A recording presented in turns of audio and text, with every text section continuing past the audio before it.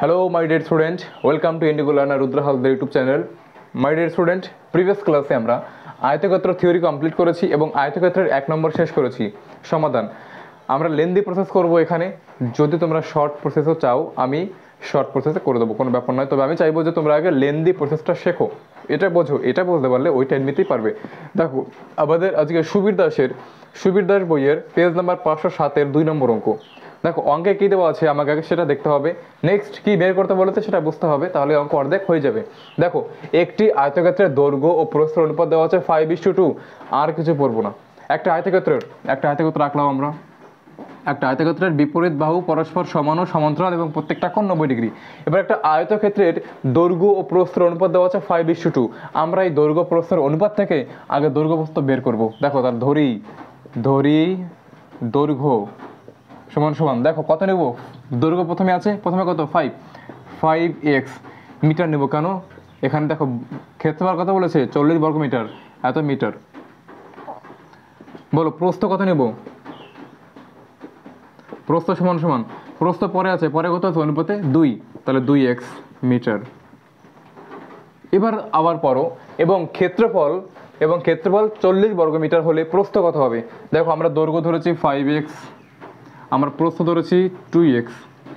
দেখো আমরা দৈর্ঘ্য পেয়ে গেছি, প্রস্থ পেয়ে গেছি। নেক্সট অঙ্কে কি দেওয়া আছে, ক্ষেত্রফল দেওয়া আছে 40 বর্গ মিটার হলে প্রস্থ কত। দেখো আমরা এই যে দৈর্ঘ্য প্রস্থ এটা তো ধরেছি আমরা, তাহলে এই আমাদের ধরা যে দৈর্ঘ্য প্রস্থ একে ব্যবহার করে আমরা কি বের করব, আমরা ক্ষেত্রফল বের করব। পরে আমাদের ক্ষেত্রফল আর এই ক্ষেত্রফল সমান করে দিলে আমরা x এর মান পেয়ে যাব। x এর মান পেয়ে গেলে দৈর্ঘ্য পেয়ে যাব, প্রস্থ পেয়ে যাব। বোঝা গেছে?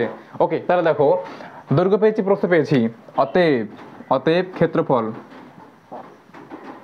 সমান দৈর্ঘ্য ইন্টু কি প্রস্থ। মান বসিয়ে দাও। ক্ষেত্রফল কত, ক্ষেত্রফল 40 বর্গ মিটার সমান দৈর্ঘ্য কত, দৈর্ঘ্য 5x ইন্টু প্রস্থ কত 2x।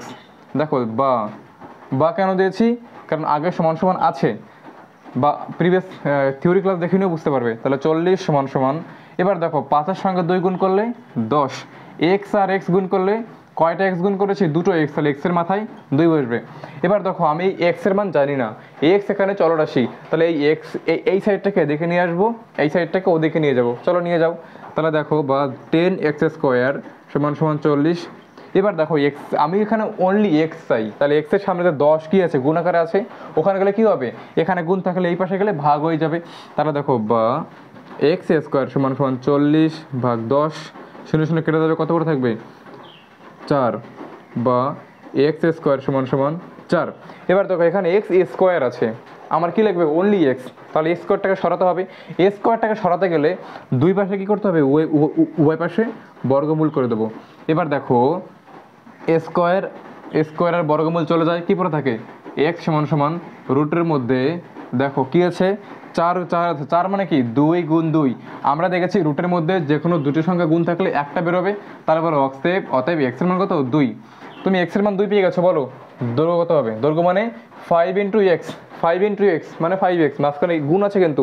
দেখো x এর মান কত পেয়েছি 2, তাহলে 5-এর সঙ্গে কত গুণ 2 গুণ কত হবে 10, প্রস্থ কত হবে 2x মানে 2 গুণ কত, x এর মান কত 2, কত হবে 2 গুণ 4। দেখো দৈর্ঘ্য পেয়ে গেছো 10, প্রস্থ পেয়ে গেছো 4 মিটার। বোঝা গেছে অঙ্ক এ অবধি। তাহলে দেখো প্রস্থ কত হবে, প্রস্থ হবে 4 মিটার। দেখবো অপশন 4-এ অবশ্যই আছে, ওখানে 4 মিটার টিক করে দেবে। যদি অঙ্ক কোথাও ডাউট থেকে থাকে বা বুঝতে না পারো অবশ্যই আমাকে কমেন্ট করে জানাবে।